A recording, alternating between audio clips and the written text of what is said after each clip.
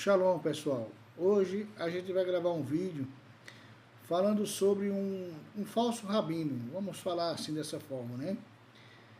Um vídeo que eu assisti ontem, vi uma pessoa se identificando como um rabino, um senhor já de idade, e dizia ter 75 anos, aparentava ter mais, né? Acho que mais de 80 pela aparência, mas dizia ter 75 anos.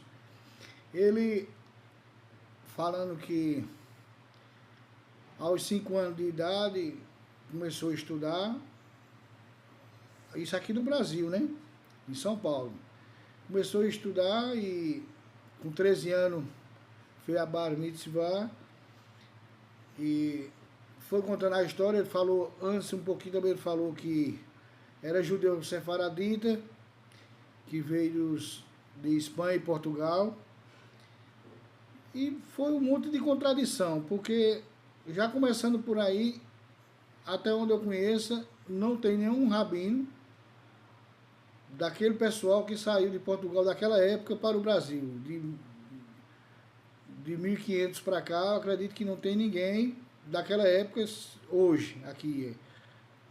Aquele pessoal ali, até onde eu conheço, não existe rabinos daquela época, que veio daquela geração, né?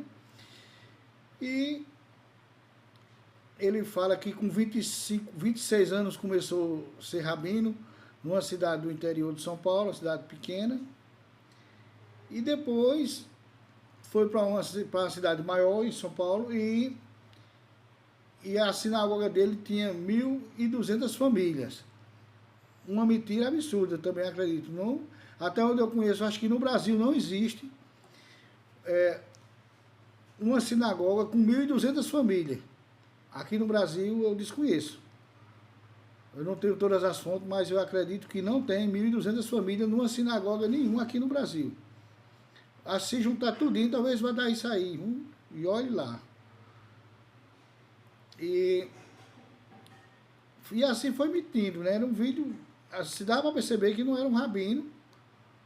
Aí ele fala que começou depois de mais de 40 anos de rabino, aí começou a rever os profetas, de outra forma diferente, e foi encontrando Yeshua, Jesus, né? Ele foi encontrando ele